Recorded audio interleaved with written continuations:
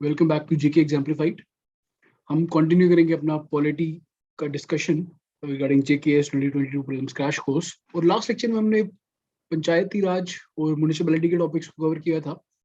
And in this lecture we will be covering provisions and topics of federalism, interstate relations, intrastate relations, center state relations. ठीक है, so without much ado let's begin the topic. So पहले तो federalism का topic है। अब friends, जो basically जो government है ना, पॉलिटिकल साइंटिस्ट जो गवर्नमेंट को दो तरह से डिवाइड करते हैं। वन इज यूनिटरी गवर्नमेंट और दूसरा है फेडरल गवर्नमेंट।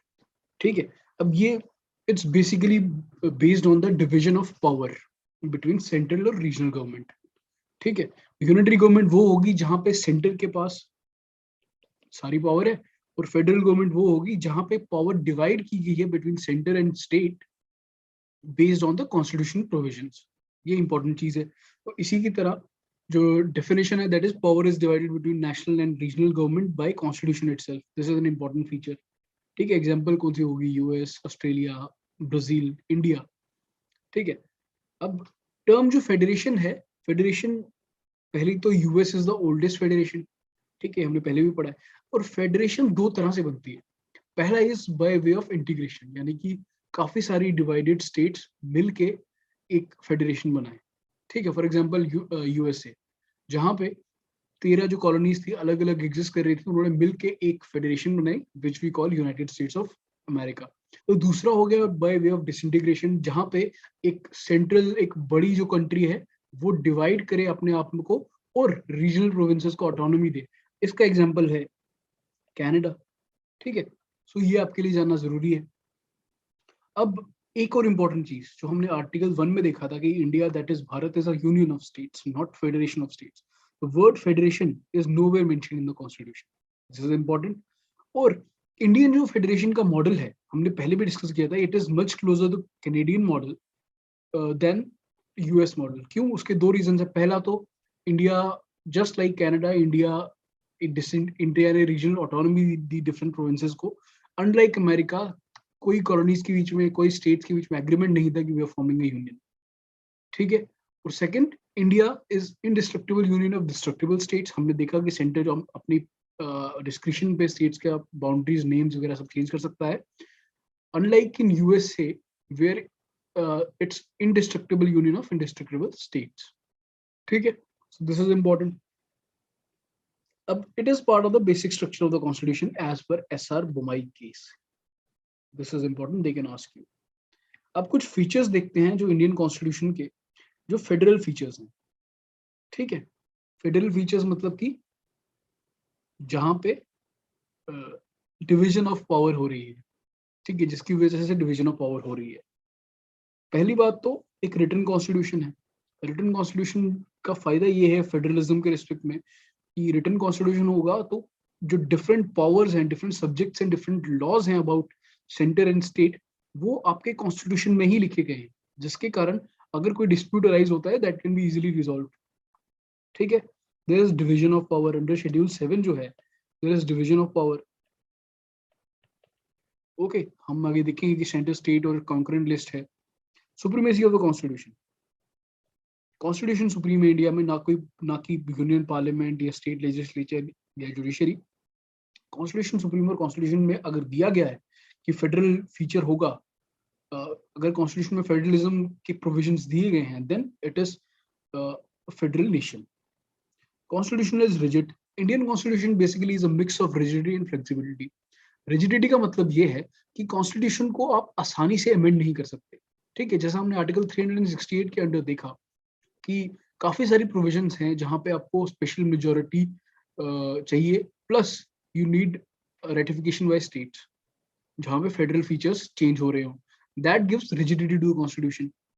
ठीक है, independent judiciary, obviously very very important, क्योंकि अगर कोई भी सेंटर स्टेट के रिगार्डिंग डिस्प्यूट होगा, उसके लिए आपको एक इंडिपेंडेंट जुडिशरी चाहिए जो ना ही सेंटर की तरफ बायस्ड हो, ना ही स्टेट की तरफ बायस्ड हो।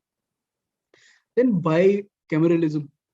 बाइकैमरलिज्म का मतलब कि प्रेजेंस ऑफ टू हाउसेस, जैसे कि लोकसभा और राज्यसभा है। अब Rajya Sabha is said to be the chamber of states, वहां जहाँ पे स्टेट्स के रिप्रेजेंटेटिव्स आके बैठते हैं, ठीक है. So they keep states view at union level also, ठीक है. Then there is dual polity, मतलब कि सेंटर और स्टेट गवर्नमेंट्स अलग अलग एग्जिस्ट कर रही हैं. ये सब थे federal features of Indian constitution, ठीक है.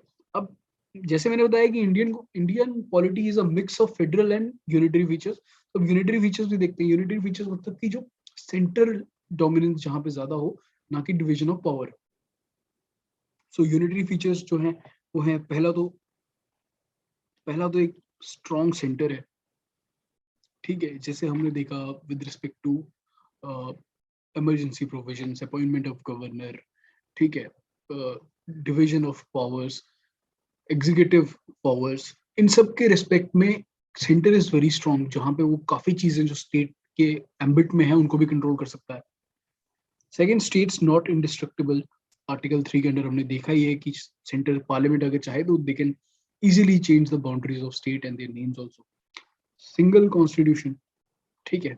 2019 तक J&K had a different constitution, but उसके बाद पूरे इंडिया में there's just one constitution, unlike in USA जहाँ पे सेंटर और स्टेट के दोनों के अलग अलग कॉन्स्टिट्यूशन होते हैं. फ्लेक्सिबिलिटी ऑफ द कॉन्स्टिट्यूशन, काफी सारी प्रोविजंस हैं जो इजीली चेंज की जा सकती हैं just by simple majority. For example, state की बाउंड्री चेंज करना, you don't need constitutional amendment under article 368. Governor की appointment totally discretion of president and central government, ठीक है. स्टेट गवर्नमेंट को आप सिर्फ कंसल्ट करते हैं, उनका एज सच कोई मैंडेटरी रोल नहीं है. No equality of state representation.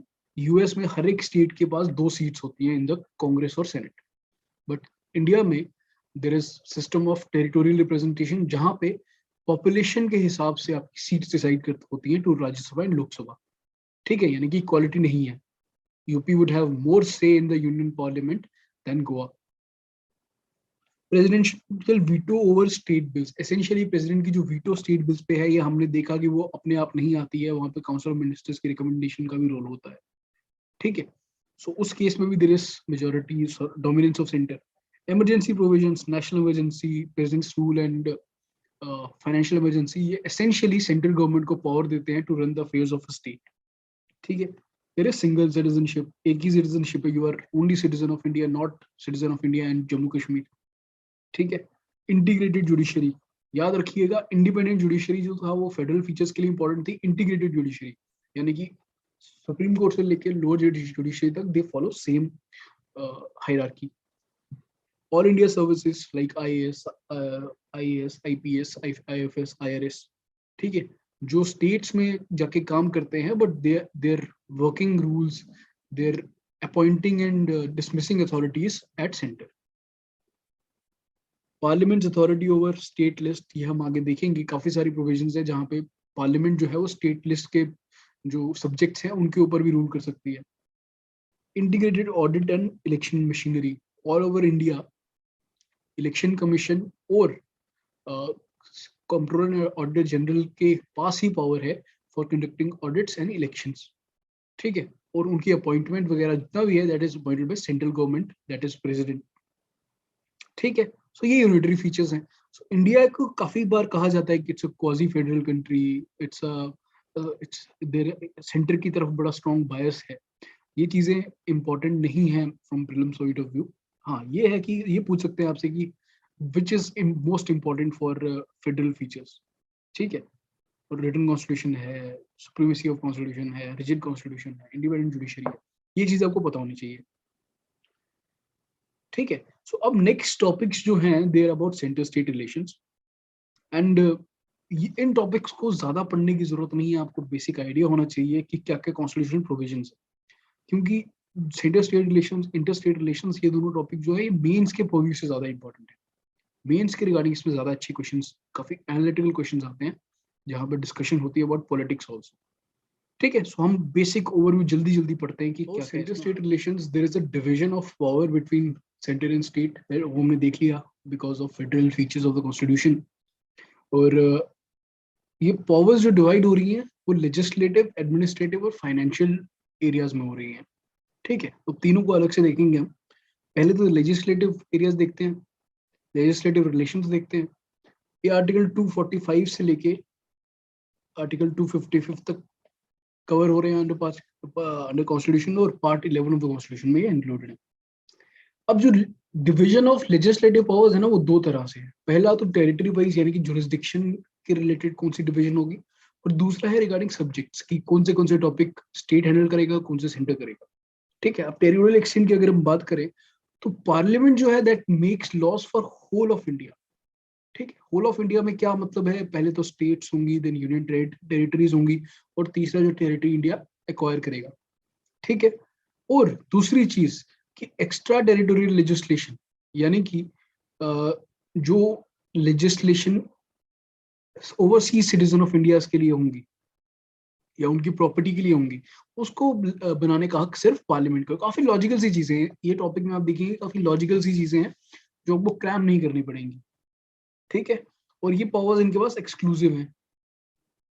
अब स्टेट के पास किसकी पावर है, होल और पार्ट ऑफ स्टेट, यानी कि जहां तक स्टेट की बाउंड्री है, फॉर एग्जांपल जम्मू कश्मीर की बाउंड्री जहां तक है, वहीं तक जम्मू कश्मीर के लेजिस्लेचर को पावर होगी टू फॉर्म लॉस। ठीक है, आउटसाइड स्टेट के लिए भी बना सकते हैं। अगर स्टेट अगर स्टेट और जिसके लेजिस्लेशन बन रही है, दोनों के बीच में एक ऐसा रिलेशनशिप है जो डिमांड करता है कि लॉज बने।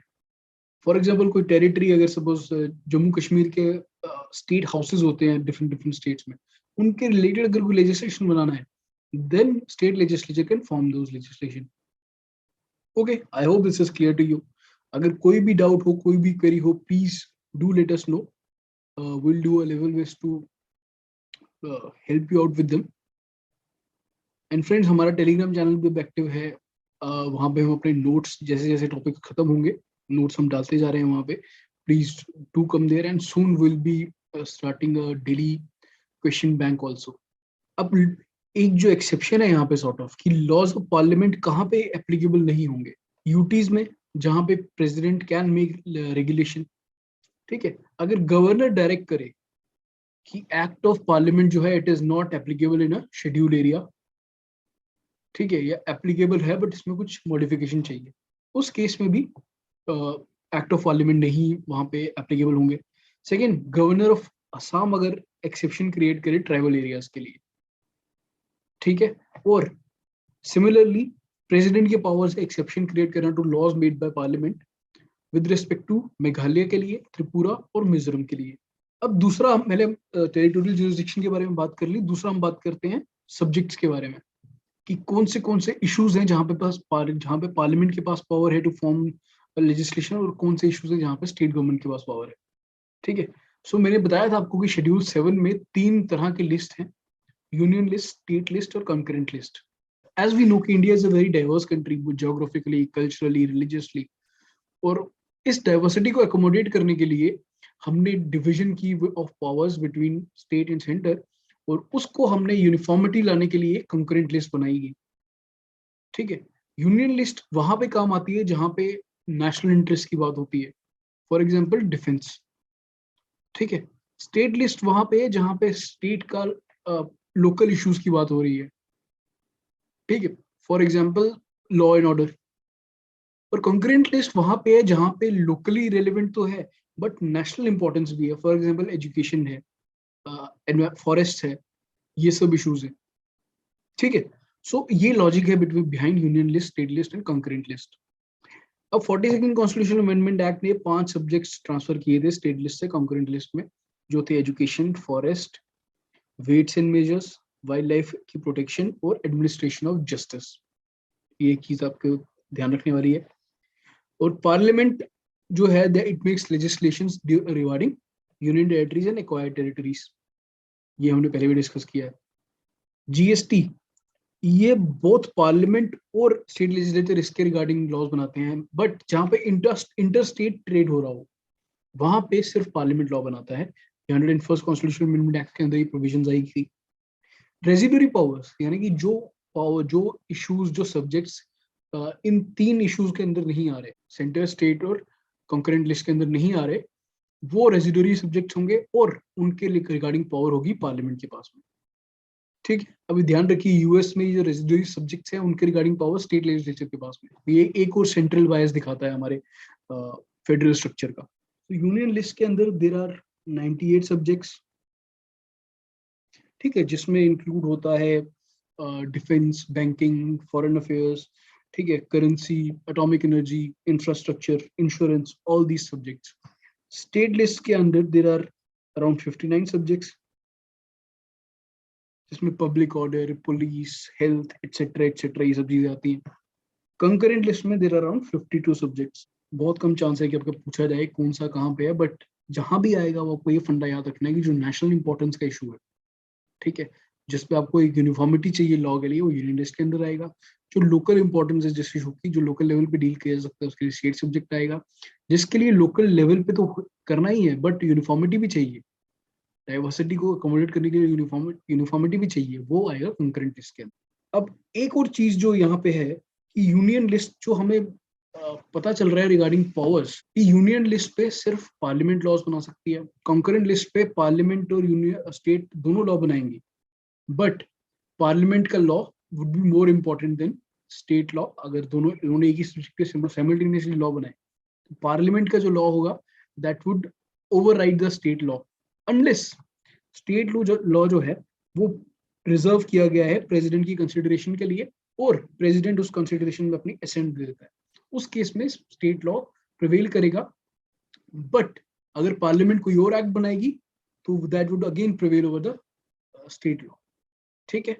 और ऑब्वियसली स्टेट लॉ सबसे नीचे है, जैसे मैंने बताया आपको यूएस में फेडरल पावर्स, सिर्फ जो फेडरल गवर्नमेंट है उसके पावर्स एन्यूमरेट किए गए कॉन्स्टिट्यूशन में, और रेजिडुअरी पावर्स जो है वो स्टेट के पास हैं। और फ्रेंड्स कई सारे ऐसे सर्कमस्टांसेस हैं, एबनॉर्मल टाइम्स हैं, जहाँ पे parliament has power to legislate over issues in state list, ठीक है। और 5 ब्रॉडली सर्कमस्टांसेस ऐसे होते हैं जिनके बारे में हम पढ़ें। सो पहला तो राज्यसभा अगर एक रेजोल्यूशन पास करे with 2/3 of those present in voting, ठीक है, कि नेशनल इंटरेस्ट में इट इज नेसेसरी कि पार्लियामेंट जो है वो लॉज बनाए with respect to matters in state list या जीएसटी के रिगार्डिंग कोई मैटर्स हो, ठीक है। ये पर्टिकुलर स्टेट के लिए राज्यसभा अगर करे या ग्रुप ऑफ स्टेट्स के लिए करे, ठीक है, ये आर्टिकल 249 के अंदर दिया गया है। और ये जो रेजोल्यूशन है ये एक्टिव रहता है, इनफोर्स रहता है 1 साल के लिए, कितने भी बार इनको आप रिन्यू कर सकते हो, बट हर टाइम पे 1 साल के लिए एक्टिव रहेगा, उसके बाद में you will have to renew it again, ठीक है। और जो लॉ है जो इसके कारण बनाया गया है, वो 6 महीने जब खत्म होते हैं आफ्टर जो रेजोल्यूशन सीजेस टू एग्जिस्ट, तो 6 महीने के बाद में वो सीज हो जाता है। अब स्टेट लेजिस्लेचर जो है वो लॉज बना सकता है, बट अगर इस केस में पार्लियामेंट लॉ बनाएगा तो वो स्टेट लॉ से ऊपर माना जाएगा, ठीक है। दूसरा सिनेरियो जो जिस केस में ये पार्लियामेंट एज्यूम करता है control, that is regarding national emergency.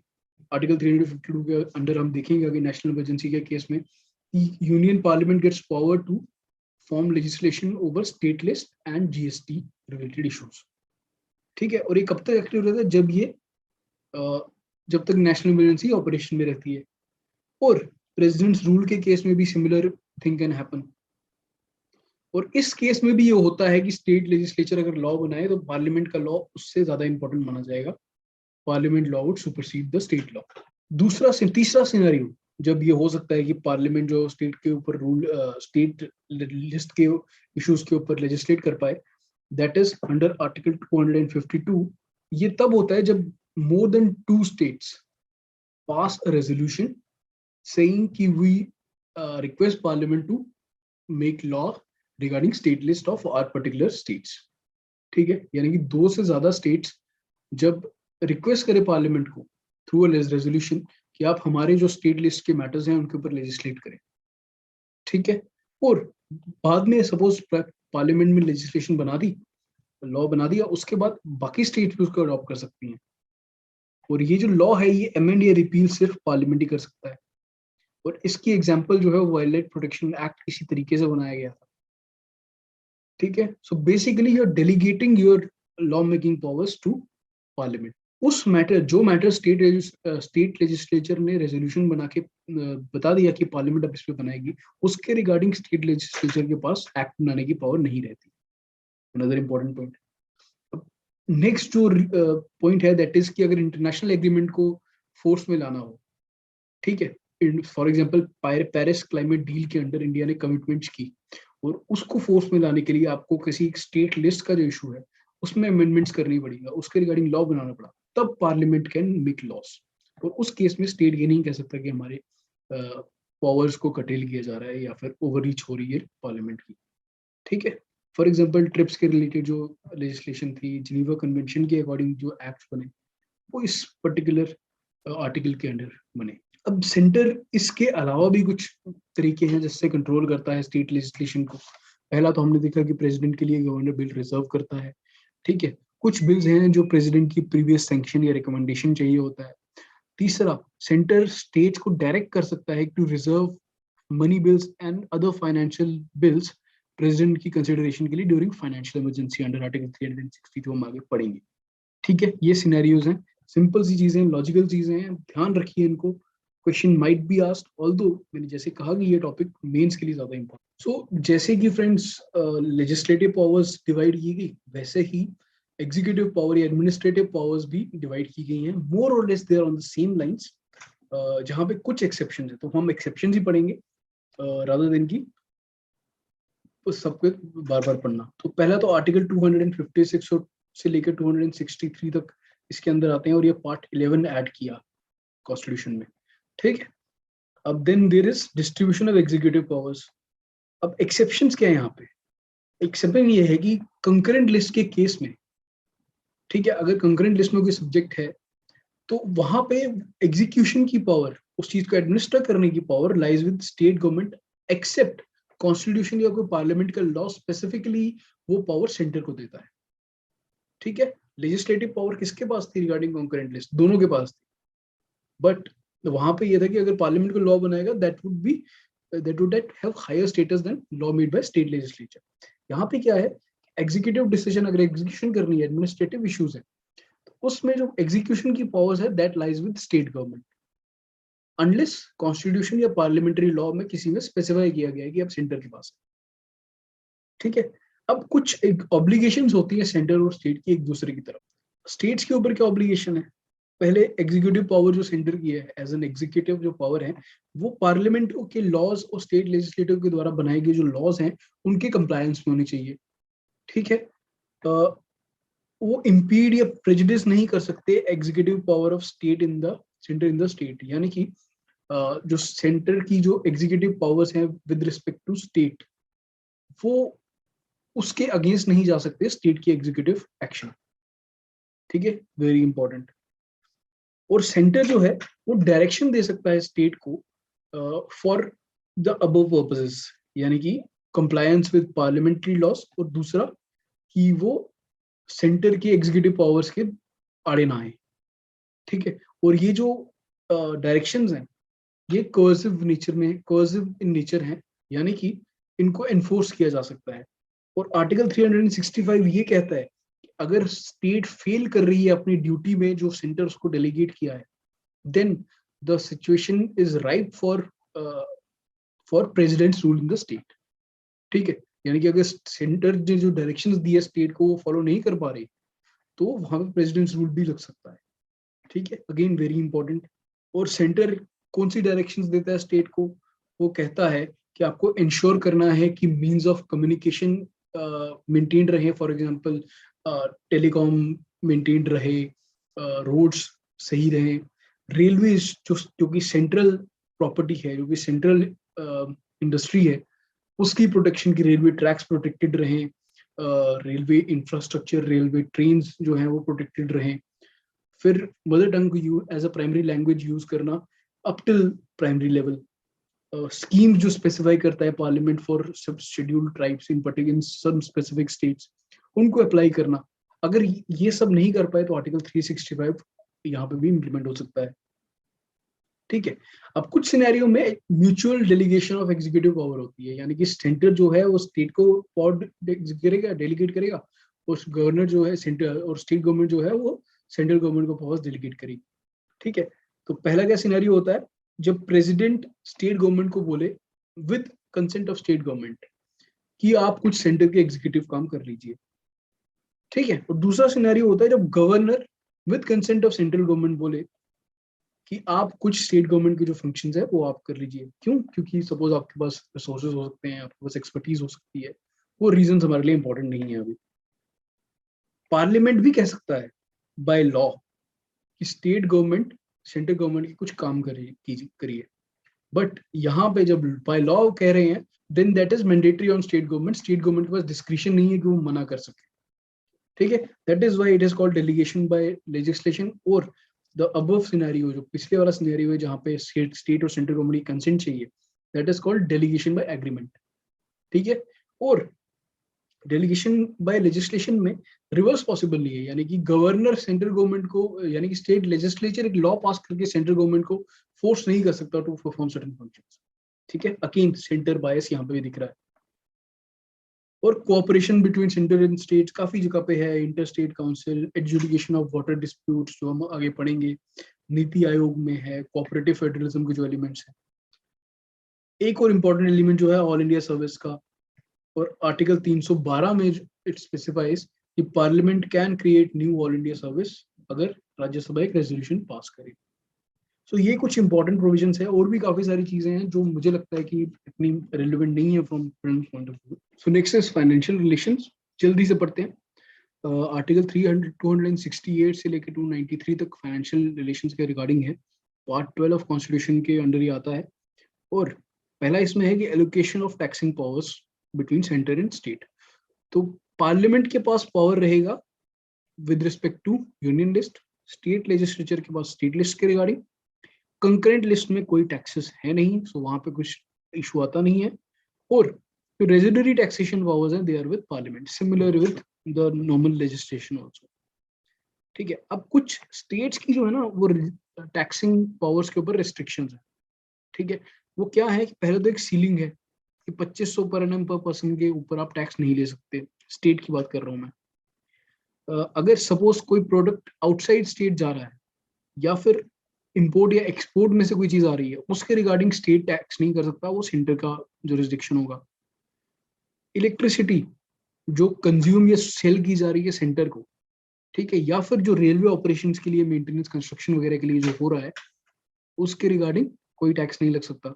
और next is distribution of tax revenue. और जो डिवोल्यूशन, जो डिस्ट्रीब्यूशन है, वो एक तो फाइनेंस कमीशन डिवाइड करता है टैक्सेस का रेवेन्यू जो आ रहा है बिटवीन सेंटर एंड स्टेट्स। और दूसरा 101st कॉन्स्टिट्यूशनल अमेंडमेंट एक्ट जिसके कारण जीएसटी इंप्लीमेंट हुआ था, वो कॉन्करेंट पावर देता है, यानी कि दोनों को एक साथ पावर देता है with on parliament and state legislature with respect to taxes, ठीक है। अब अभी का डिस्ट्रीब्यूशन का पोजीशन क्या है, क्योंकि जीएसटी आने के बाद काफी सारे जो टैक्सेस थे जो स्टेट गवर्नमेंट के पास पहले थे या सेंट्रल गवर्नमेंट के पास थे, वो क्लब होके एक टैक्स बन गए, तो काफी चेंजेस आई टैक्स स्ट्रक्चर में। अभी देखते हैं कि क्या सिनेरियो है। पहला तो वो टैक्सेस जो सेंटर लेवी करता है बट कलेक्ट और अप्रोप्रिएट स्टेट करता है, यानी कि कलेक्ट और उसको खर्चने का काम जो है जो स्टेट का है, ठीक है, वो आर्टिकल 268 के अंदर आते हैं। और इसमें एग्जांपल है एक टैक्स स्टैम्प ड्यूटीज की, ठीक है, जो स्टैम्प ड्यूटीज लगती हैं regarding various official papers. For example जो स्टैम्प ड्यूटीज लगती है ऑन इंश्योरेंस पेपर्स, ठीक है, चेक्स के ऊपर लगते हैं, इसके ऊपर स्टैम्प ड्यूटी लगती है। जो लेवी यानी कि जो लगाने वाली अथॉरिटी है इस टैक्स को, ठीक है, वो पार्लियामेंट है, बट कलेक्ट करने वाली जो अथॉरिटी है दैट इज स्टेट, ठीक है। दूसरा आ गया tax levied and collected by centre but assigned to states, ठीक है। ये इंटरस्टेट ट्रेड अगर कोई होगा एक्सेप्ट फॉर न्यूज़पेपर, वहां पे ये आएगा। अब ये जो पैसा है कंसोलिडेटेड फंड ऑफ इंडिया के अंदर नहीं जाता, ठीक है, और जो पार्लियामेंट प्रिंसिपल लीड होती है उसके अकॉर्डिंगली ये स्टेट्स को चला जाता है। और इसमें आता क्या गया, levy on collection of interstate GST, ठीक है। अब next is taxes levied and collected by centre but distributed between centre and state, article 270 के अंदर ही आता है। और इसमें जो भी टैक्सेस यूनियन लिस्ट में है एक्सेप्ट फॉर ड्यूटीज या टैक्सेस, जो ऊपर वाली प्रोविजन जिसकी हैं, सरचार्ज, सरचार्ज होता है टैक्स के ऊपर टैक्स, जो आर्टिकल 271 पे जो आता है। और सेस, सेस होता है एक additional tax for a specific purpose. For example स्वच्छ भारत सेस है, जहां पे उस जो एक्स्ट्रा टैक्स से जो भी पैसा आएगा वो स्वच्छ भारत मिशन के अंडर अप्लाई होगा, ठीक है। सो ये सब डिस्ट्रीब्यूटेबल पूल के अंदर नहीं आती है, एक्स्ट्रा रेवेन्यू है जो सेंटर के पास जाता है, या फिर ड्यूटीज एंड टैक्सेस जो स्टेट के पास सीधे जाते हैं। This is important. Next is surcharges for centre. ठीक है, जो मैंने बता दिया आपको। Taxes levied collected and retained bye states, वो टैक्सेस जो स्टेट ही अप्लाई करती है, कलेक्ट करती है और अपने लिए ही रख लेती है। ठीक है, स्टेट लिस्ट पे मैटर्स हैं उनके रिगार्डिंग हो सकता है। सो this was about tax distribution. Next is grants in need. Grants जो है ब्रॉडली दो तरह की है, एक स्टैट्यूटरी ग्रांट्स है, ठीक है, और ये आर्टिकल 275 के अंडर आती है, और ये वो ग्रांट्स हैं जो स्टेट्स को दी जाती हैं जिनको वो नीड हो उस पर्टिकुलर ग्रांट की या फाइनेंशियल असिस्टेंस की। तो वो एक स्पेसिफिक स्टैट्यूटरी ग्रांट्स थी that was given to J&K। ये कंसोलिडेटेड फंड ऑफ इंडिया से हर साल निकलती है फॉर पर्टिकुलर स्टेट्स। इसमें इंक्लूड होती हैं स्पेसिफिक ग्रांट्स जो ST सब शेड्यूल्ड ट्राइब की वेलफेयर के लिए होती हैं, या फिर एडमिनिस्ट्रेटिव एफिशिएंसी को इंक्रीज करने के लिए होती है इन शेड्यूल्ड एरियाज। ठीक है। अब दूसरी जो होती है वो डिस्क्रिशनरी ग्रांट्स होती हैं, जो सेंटर के ऊपर ऑब्लिगेशन नहीं है देने की।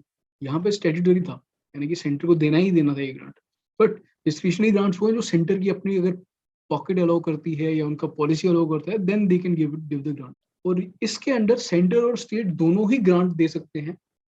सपोज स्टेट देगा पंचायत को, सेंटर देगा स्टेट को, फॉर एनी पब्लिक पर्पस। ठीक है, ये दो तरह की ग्रांट है, कुछ ज्यादा समझने वाला नहीं है। GST काउंसिल और फाइनेंस कमीशन हम बॉडीज में पढ़ेंगे। और नेक्स्ट इज बोरोइंग। सी, एक इंपॉर्टेंट चीज जो बजट के रिगार्डिंग आप इकोनॉमिक्स में भी पढ़ेंगे, कि सेंटर के रेवेन्यू जितना आ रहा है और जितना उनका खर्चा हो रहा है, उसके बीच में हमेशा एक गैप रहता है। सपोज 4% का, 6% का गैप रहता है। सो जो ये डेफिसिट का 4% का जो गैप है, जो लाखों करोड़ रुपए होगा, उसको फुलफिल करने के लिए दे हैव टू बोरो। ठीक है। फॉर एग्जाम्पल, अगर आपके पर्सनल आपको 1000 रुपए का खर्चा है और आपकी इनकम 800 रुपए है, तो आप 200 रुपए किसी से बोरो करेंगे। Same applies to centre and state, but यहाँ पे कुछ प्रोसीजर्स फॉलो करते हैं और कुछ एक्सेप्शंस भी होती हैं। फॉर एग्जाम्पल, सेंटर जो है वो विद इन इंडिया और आउटसाइड इंडिया दोनों तरफ से बोरो कर सकता है, गिवन कि वो security they from consolidated fund of India. For example, आपको अगर बैंक से पैसा लेना है, बोरो करना है, तो आप एक उनको मॉर्गेज देते हैं, सिक्योरिटी देते हैं। Similarly consolidated fund of India की सिक्योरिटी सेंटर को भी देना पड़ता है। स्टेट सिर्फ विद इन इंडिया कर सकता है और कंसोलिडेटेड फंड ऑफ सिक्योरिटी देता है, या फिर कोई और गारंटी भी दे सकता है। सेंट्रल गवर्नमेंट जो है वो लोन इशू कर सकता है स्टेट को, या फिर स्टेट के बिहाफ पे गारंटी भी दे सकता है किसी एक एक्सटर्नल थर्ड पार्टी बायर को, प्राइवेट बायर को, फॉर एग्जाम्पल। ठीक है। और स्टेट के ऊपर कंडीशन है कि वो तब तक लोन नहीं उठा सकते जब तक उनके पास सेंटर की परमिशन है, अगर उन्होंने सेंटर से कोई लोन दिया है, लिया है, और उसको अभी तक पूरी तरह से पे नहीं किया है। सो ये 4 इंपॉर्टेंट कंडीशंस हैं, पता होना चाहिए आपको। So friends, interstate relations are basically relations between states, और स्टेट्स जो है वो यूनिट्स ऑफ फेडरेशन है ना, हमारी जो फेडरल स्कीम है उसमें। सो इसमें कुछ जो चीजें हैं जो आ रही हैं, दैट इज, पहला तो है interstate water disputes.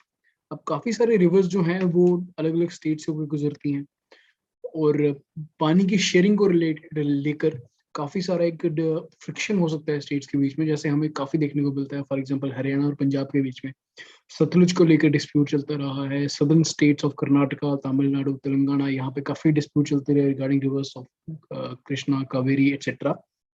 So article 262 parliament को एम्पावर करता है कि that by law it can provide for adjudication of disputes related to use, distribution, control of water of interstate rivers or river valley। यानी कि parliament कोई law बना सकती है जिसके थ्रू कोई भी डिस्प्यूट है, कोई भी इशू है, किसी भी रिवर के वाटर शेयरिंग के ऊपर, वाटर यूज के ऊपर, वो सॉल्व किया जा सकता है। और ये लेजिस्लेशन जो है वो किसी भी कोर्ट का, सुप्रीम कोर्ट या किसी भी और कोर्ट का जुरिसडिक्शन को एक्सक्लूड कर सकती है फ्रॉम दिस पर्टिकुलर इशू। ठीक है। तो 2 लॉज बनाए गए, एक तो रिवर बोर्ड एक्ट 1956 में, एक इंटरस्टेट वाटर डिस्प्यूट एक्ट 1956 में, दोनों बनाएंगे। और river board act river boards बनाता है, जहां जिनका काम होता है कि डेवलपमेंट वगैरह जो है रिवर वैली की, मेंटेनेंस एक्सेट्रा, उनको ओवरसी करना, तो इम्पोर्टेंट नहीं है आपके लिए। और इंटरस्टेट वाटर डिस्प्यूट एक्ट के अंडर एक एडहॉक ट्रिब्यूनल बनाने की पावर दी गई टू सेंटर। ठीक है। और ये ट्राइब्यूनल का जो डिसीजन होगा दैट वुड बी फाइनल। वहां पे सुप्रीम कोर्ट या किसी भी कोर्ट की जुरिस्डिक्शन नहीं होगी। और अब तक नो ट्राइब्यूनल्स बनाए गए हैं जिसमें महानदी के ऊपर ट्राइब्यूनल बना है, कावेरी के ऊपर ट्राइब्यूनल बना है, कृष्णा रिवर के ऊपर ट्राइब्यूनल बना है, रावी के ऊपर ट्राइब्यूनल बना है। ठीक है, सो लिस्ट इज नॉट इम्पोर्टेंट, आपको पता होना चाहिए कि आर्टिकल 262 के अंदर क्या। अब दूसरी बात की गई टू फॉर्म इंटरस्टेट काउंसिल। अब इंटरस्टेट काउंसिल बनाने का जो पर्पस था that was to increase coordination between centre and state and between states. ठीक है, ताकि आपस में तालमेल उनका बना रहे और कोई भी इश्यूज हो वो इंटरस्टेट काउंसिल के थ्रू सॉल्व किए जा सके। एज अ प्लेटफॉर्म ये एक्ट करेगा। ये बनाया जाता है बाय प्रेसिडेंट अंडर आर्टिकल 263। ठीक है, और 263 आर्टिकल स्पेसिफाई भी करता है कौन सी ड्यूटीज दी जा सकती हैं। ठीक है, for example inquiry into advising upon the dispute between states, investigating and just discussing subjects where state center have common interest, recommend करना upon any subject for better coordination of policy and action। अब कुछ provisions देखते हैं interstate trade. हमने article 19 में right to freedom में, article 1 में right to freedom के अंदर हमने देखा there is right to freedom of trade as well.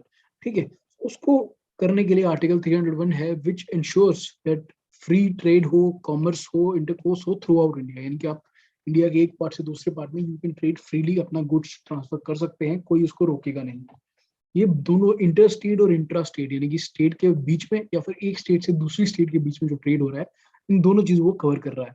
ठीक है, अब इसमें कुछ एक्सेप्शंस हैं कि क्या चीज सॉर्ट ऑफ प्रोहिबिट कर सकती है या फिर क्या अलग अलग सिनेरियोज में लागू होता है।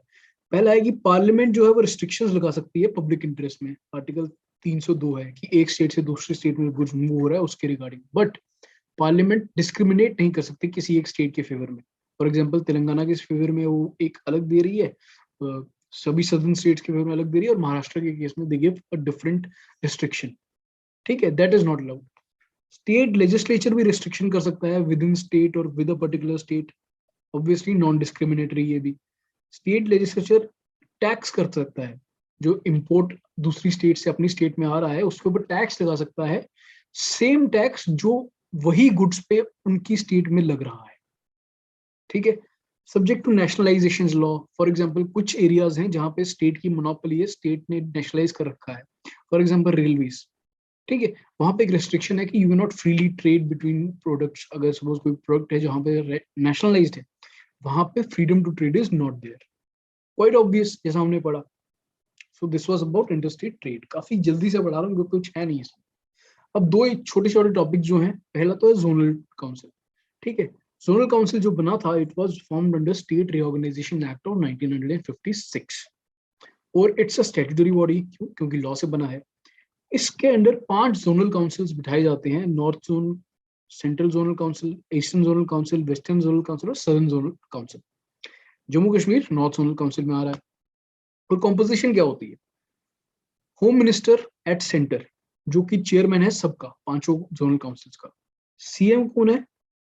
वाइस चेयरमैन एक्ट करता है रोटेशन से। फॉर एग्जांपल 6 स्टेट्स हैं नॉर्थ जोनल काउंसिल में, तो उनके बारी बारी एक पर्टिकुलर टाइम पीरियड के लिए सीएम जो है वाइस चेयरमैन एक्ट करेंगे। 2 मिनिस्टर्स हर एक स्टेट से और एडमिनिस्ट्रेटर्स ऑफ यूनियन टेरिटरीज, यानी कि यूनियन टेरिटरीज के लेफ्टिनेंट गवर्नर या फिर एडमिनिस्ट्रेटर वो वाइस चेयरमैन नहीं एक्ट करते। ये भी याद रखने वाली चीज है।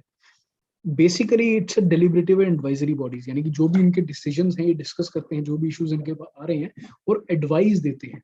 और वो एडवाइस जो है वो बाइंडिंग नहीं है, मैंडेटरी नहीं है पार्लियामेंट के ऊपर या प्रेसिडेंट के ऊपर या गवर्नर के ऊपर। ठीक है, ऑब्जेक्टिव क्या है कि स्टेट्स के बीच में इमोशनल इंटेलिजेंस, इमोशनल इंटीग्रेशन बने स्टेट्स के बीच में और स्टेट और सेंटर के बीच में। ठीक है, रीजनलिज्म चेक हो कि अगर सपोज आप एक दूसरे से बात करते रहेंगे about your issues, about your anxieties, about your challenges, तो एक इमोशनल कनेक्ट बनेगा जिसके कारण जो एक पैरोकिलिज्म या रीजनलिज्म की जो फीलिंग है वो कम होगी। सेंटर स्टेट के बीच में कोऑपरेशन बढ़ेगी और स्टेट्स के बीच में कोऑपरेशन भी बढ़ेगी। ठीक है, अब इसी तरह से last is north eastern council. Similar to zonal council जो 5 जोन्स के लिए बने, नॉर्थ ईस्ट के लिए अलग बनाया गया और ये बनाया गया under north east councils act of 1971। इसमें कौन कौन से इंक्लूडेड है? 7 सिस्टर्स प्लस सिक्किम। ठीक है, वो इसके मेंबर्स हैं, यानी कि 7 सिस्टर्स जो वहां पे आ रही है plus function similar to zonal council, cooperation increase करना, इमोशनल इंटीग्रेशन लाना, खासकर विद सेंटर, क्योंकि नॉर्थ ईस्ट के रिगार्डिंग वैसे ही काफी एक डिस्टेंस है, इन आवर साइकी है, काफी डिस्क्रिमिनेशन फेस करनी पड़ती है। तो इन सब इश्यूज को डील करने के लिए to increase unity amidst diversity in India, zonal council और नॉर्थ ईस्टर्न काउंसिल बनाए गए हैं। कुछ अलग से फंक्शंस जो इसके हैं वो है, एक तो है कि कोऑर्डिनेटेड रीजनल प्लान्स बनाना, ठीक है, जहां पे कॉमन इंपॉर्टेंस के जो मैटर्स हैं उनको डिस्कस किया जाता है। ओके, और सिक्योरिटी और पब्लिक ऑर्डर को मेंटेन करने के लिए जो स्टेप्स लिए गए हैं उनको रिव्यू करना, ठीक है। इसके अलावा कुछ नहीं है, बाकी सब सेम है जोनल काउंसिल्स का। सो फ्रेंड्स, हमने ये चीजें centre state relations, inter state relations दोनों टॉपिक्स कवर किए हैं। इसके बाद टॉपिक्स हमारे कुछ ही बचे हैं। पहला तो इमरजेंसी है, और union territory, scheduled area, citizenship, ये हम कोशिश करेंगे नेक्स्ट लेक्चर में सब कवर करने की। और इसके अलावा बचा है हमारे पास bodies, constitutional and non constitutional bodies, जो एक और लेक्चर इसके अलावा लगे, यानी कि 2 लेक्चर्स में polity would be finished. So with that in mind, thank you, please do keep studying, कोई डिस्ट्रैक्शंस मत लाइए अपने रूटीन में, और try and relax for a while also. Thank you.